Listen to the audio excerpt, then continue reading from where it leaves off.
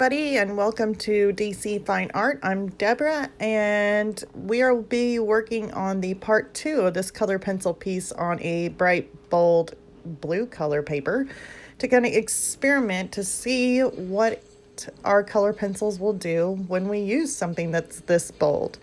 And this time I'm actually in this part 2 section. I'll be working on, like I said, the cactus flower, and I won't be going over the entire zebra because in order to get these color pencils really opaque and really bright, or like I can't even say that it's really bright, but it is about as bright as I can make it on this paper. And I had to go over it layer after layer after layer just to get it, you know, bright enough. But the blue does still show through on it. But it didn't, I guess it made it more of like an aged kind of look to it. Like it just kind of toned it down, especially around the reds and then some of the yellows. It kind of washed some of the yellows out too. So I had to add like at least 3 layers on this and go over it so many different times, just trying to build up those layers and get it brighter, as bright as I possibly could. So I guess if you were working with this, any kind of like really bright blue paper, the yellow and reds are definitely something you're going to have to go over multiple times in order to make it brighter. But in all, after I got done with the cactus flower, I actually really loved it. It actually did turn out very good. So I wasn't completely disappointed. It just was a lot more work having to add in so many different layers of color pencil just trying to get it to brighten up. Now I had a little bit of trouble with my focus. For some reason on my camera, I kept on focusing in and out so quickly, and I noticed that my little light bar that I have that's over my painting was kind of in frame on the corner of the frame, and so it was trying to focus on that little light that I had right there, that light bar. And so every time I would put my hand down, it would focus on my hand, but then as soon as I would take it away, it started focusing on that light bar again. So after here in just a few minutes, I did notice it, and I went ahead and adjusted that. I went ahead and moved it out of the frame, or the camera frame, so that way it wasn't going in and out like that, because I was thinking, oh my gosh, that is definitely, I don't know. I guess I noticed it. Maybe you guys didn't notice it, but I definitely noticed it. So I tried to fix it as best as I possibly could.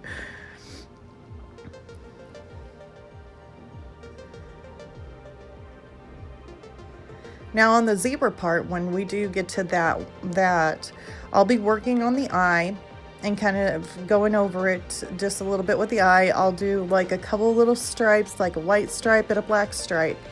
But pretty much on the stripes, whenever I'm going to do those, they're kind of the same kind of process, I would say.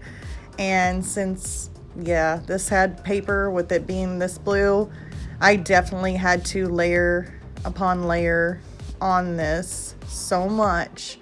And so the zebra stripes were, yeah, they were fun. I ended up thinking that I was going to have to go ahead and do that on my own time, because otherwise I could probably make a whole entire, hour video of just doing stripes, and I think that would be a little bit painful. So I definitely was thinking, oh my gosh, it'd be horrible for you guys to sit there and just watch me do stripes the whole entire video. So I did a couple of stripes in this one on the zebra, and then worked on his eye. And the way I got it figured out is that next week, next week's video, we'll just work on like main features, like his nose and ears and like his little mane. So that way we can kind of see what we can come up with on this blue paper. Hopefully it'll be a little bit easier than the stripes and this little flower. I'm so glad that the flower wasn't like half the size of the painting, because that would have took a really long time with as many layers as I had to do on this. And also, if you're working on a bright color or like this blue, and you're doing something like I'm doing with this flower, Definitely want to start out putting in your lights first, so that way you don't accidentally darken them ahead of time, because it's really hard to relighten it. So definitely want to keep that in mind if you're working on something similar to this, to make sure you put in your highlights first and make them bright.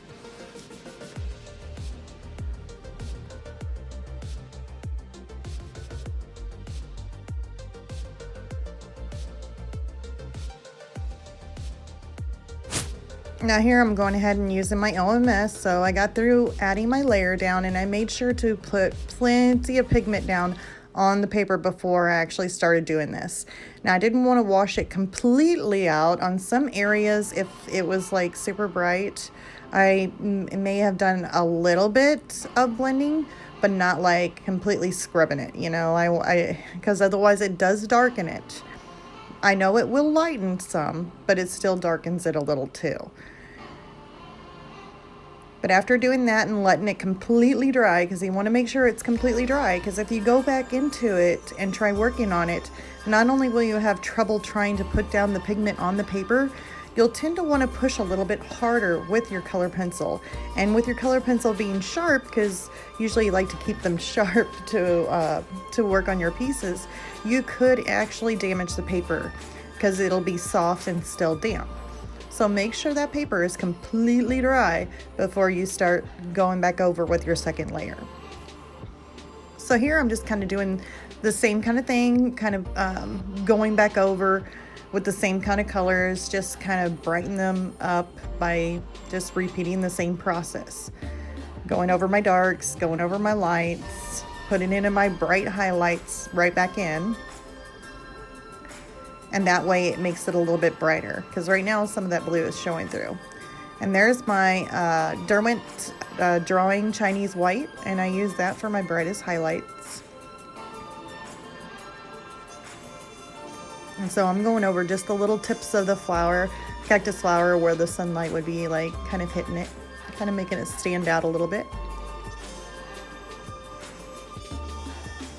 And now I'm starting to work on the shadows that's right underneath the flower, like right between where the flower is and where the cactus starts.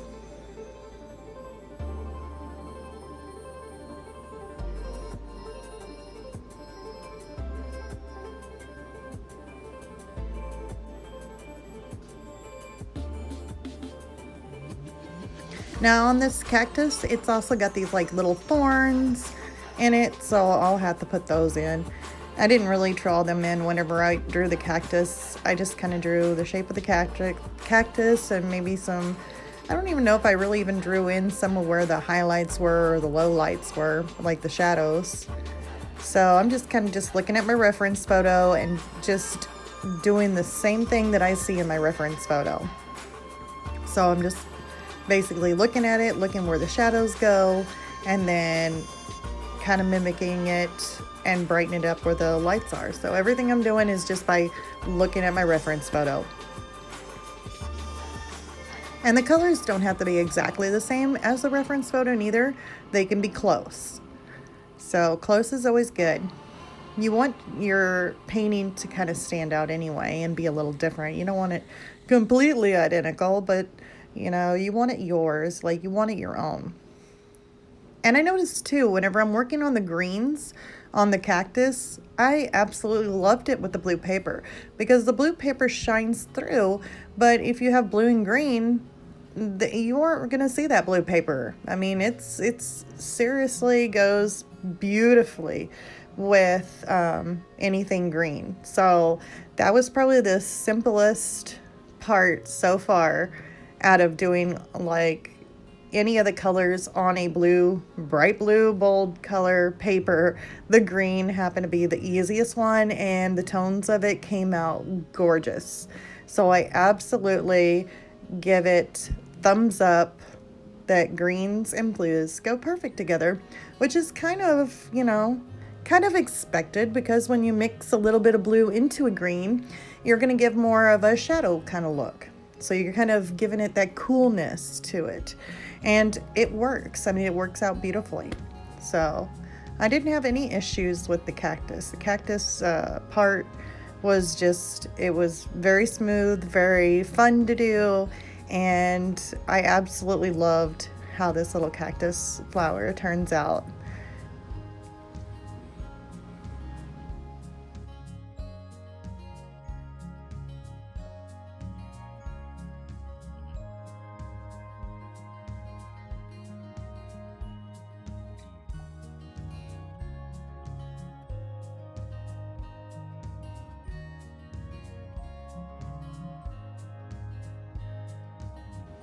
And also, I try and list all the supplies that I use in making this piece. I'll list it at the bottom of the description, so that way you guys can kind of see what I do use. If I miss something, hopefully I don't miss something. I try and do the best that I possibly can on listing the things that I do use, or at least the most important things. Yeah, and then also, for anybody who's new here, if you guys like what you see, go ahead and click the like and subscribe. I would absolutely love to have you on here and see you guys each week. I try and do these on Wednesdays and Thursdays, and basically I go over different things, you know, like trying out new things, like especially like this bold paper. Never done that before. And then also I've been playing around with some ink, and I've got these Faber-Castell Pitt pens that I've been playing around with, and I just decided to go ahead and get some they're these Liquitex Basic acrylic ink, and so it's still the India ink, the same kind of stuff that's in my little markers, and I'll be experimenting with that too. So I mean, I do different things. It's not just color pencil. I work with pastel, oil pastels. Now I've been exploring this inks. So I'm just kind of trying out new things or doing stuff that's different. And maybe it'll help you guys to kind of freshen up your imaginary thoughts or whatever it is, to maybe help you along in your art journey. So I actually finally made it home, by the way. Usually I go on my trips and I go on my travels for my work. So I finally made it to where I can actually do my little recordings without a bunch of traffic and having horrible, I guess, like no trains or horns or whatever the case may be where I have to edit it. So hopefully it's a little bit better now. And then I'll be doing something in my studio, like since I'm sitting in my studio. But I'll end up doing the little ink project that I'm doing in my studio for you guys also.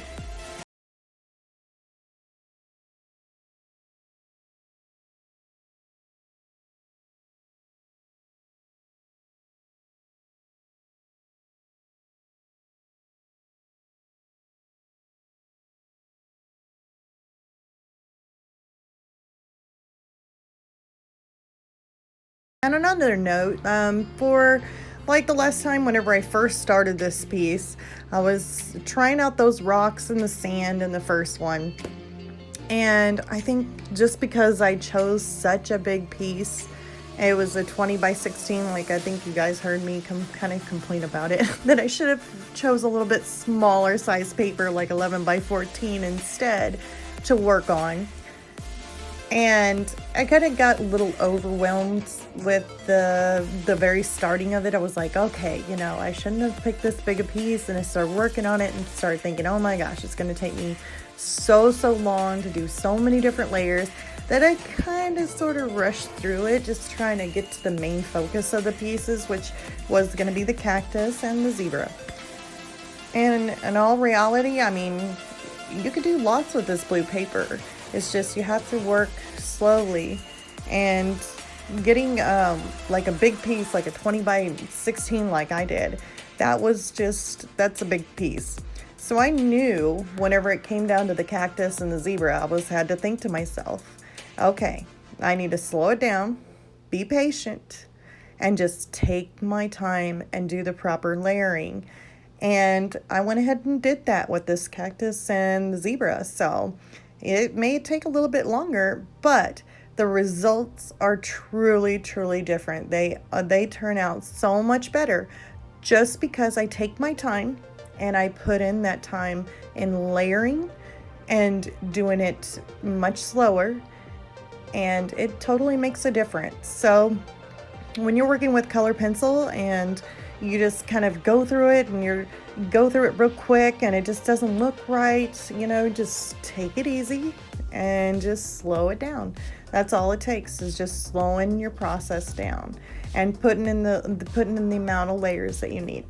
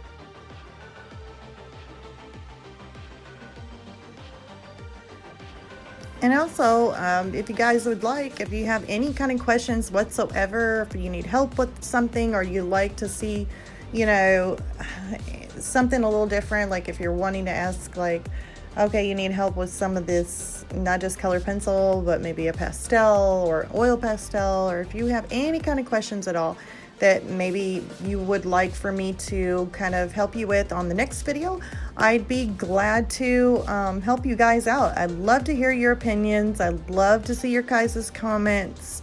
And that way, this would be a lot of fun, I think. I think it would be a lot of fun to kind of answer some questions or help you guys out if you need any help with anything. Because, maybe I'm not explaining something and I'm just kind of skipping over it. Because sometimes whenever I do talk, I tend to talk and it can kind of get away from me. So maybe I missed something. But yeah, any comments or anything, just leave me below. I would love to read them and get back with you to try and help you.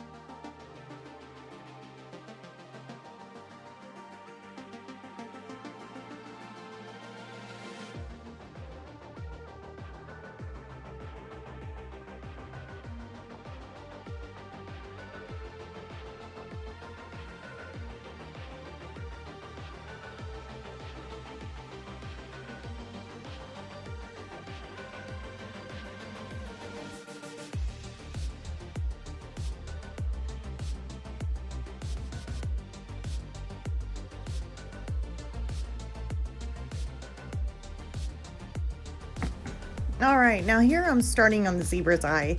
And usually whenever I start on an eye, I either go and start putting in like some of the brightest points or like the reflection. And then after I do that, then I go with the darker parts, like right around the eye, and start forming in those really, really dark parts of the eye. And I'll go over it with black, and then I'll come back through with probably like a dark blue. And you could also use like a purple too. So either you can use a purple or a dark blue. I chose to use a darker blue on top of my black, so that way it actually looks like it darkens it a whole lot more. If you use straight black, it looks flat. It doesn't look like it's really that dark neither. So adding your black down and then putting like a blue or a dark blue or dark purple, it really does darken it up even more. So that's what I do in order to go around the eye. I added some of the browns, and it's not really a brown, it's more like a russet color. And then I used a similar color to it, and this is out of the Caran d'Ache set, Luminance.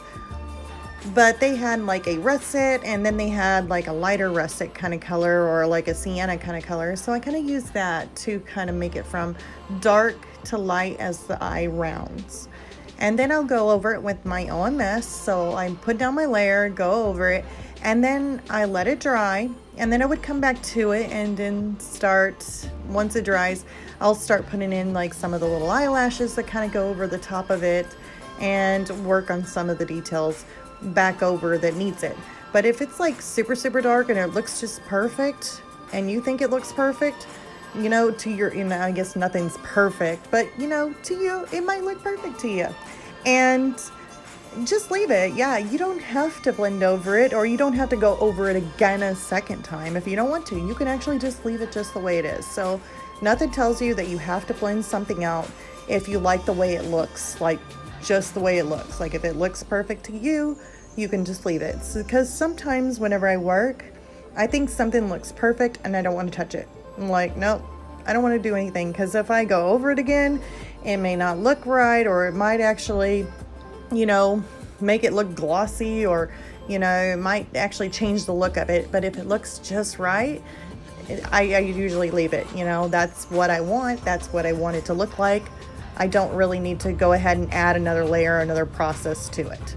So now, after going over the darkest parts of the eye, I go around with the lighter parts. So I'll have like a little bit of a gray, like a darker gray, and then it goes with a little bit of a lighter gray on top of it for the highlight of the eyelid underneath.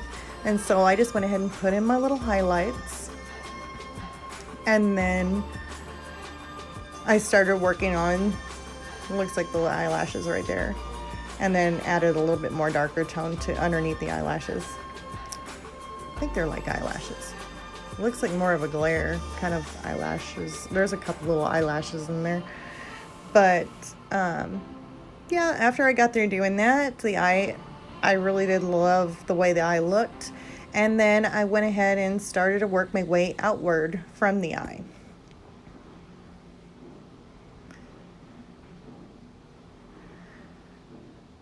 So putting in the grays and the blacks and all that on a bright blue paper, it really did good. I mean, there was no issues whatsoever. It didn't seem to do anything to cause me to say that there was a lot more work involved with me having layer and layer just to try and get that blue to be covered up. It actually didn't really notice anything too much different with it, with the eyes, or at least the dark colors like the blacks.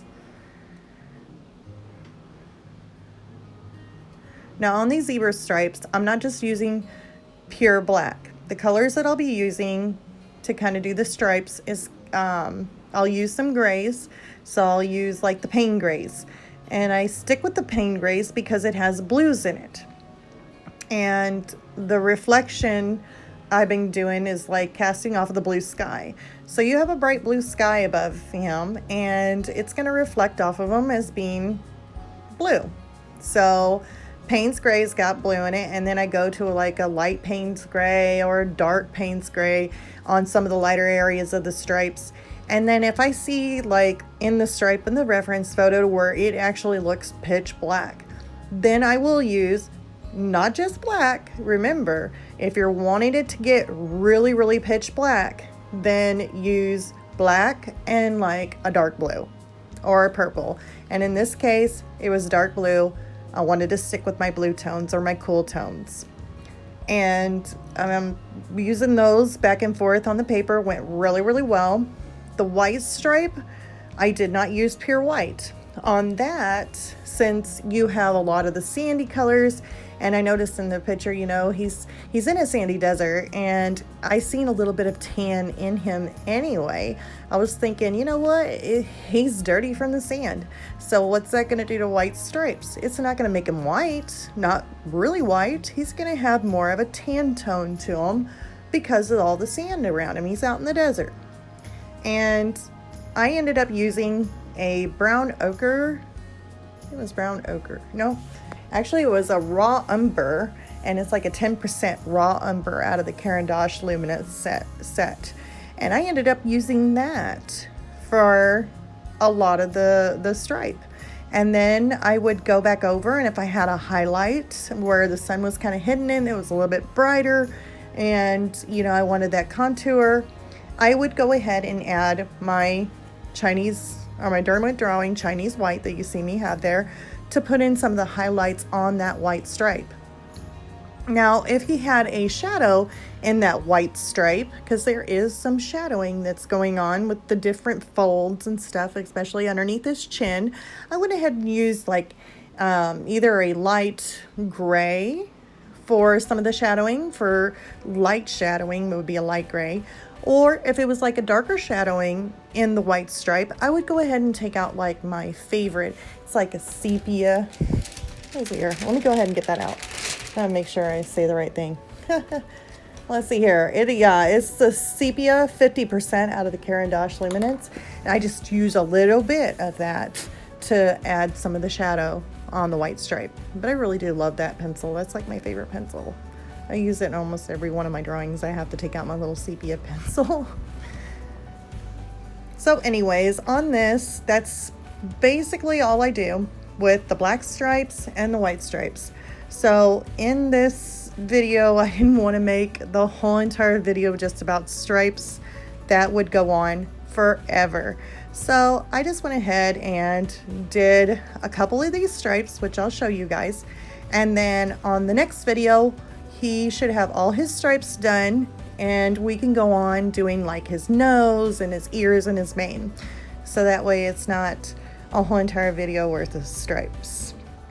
But anyways, I'll go ahead and let this go ahead and play out, and you guys can watch me finish up with doing some of these stripes and contours. And I hope you guys enjoyed this video.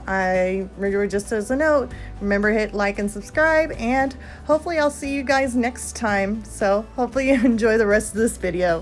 Bye.